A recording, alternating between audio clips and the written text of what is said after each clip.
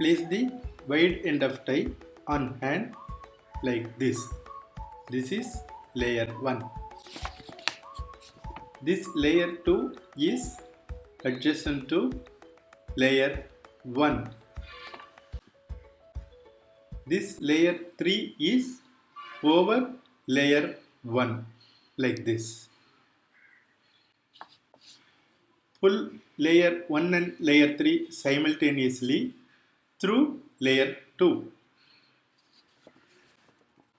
Hold layer 3, that is upper layer, with left hand and gently leave layer 1, that is lower layer, with right hand.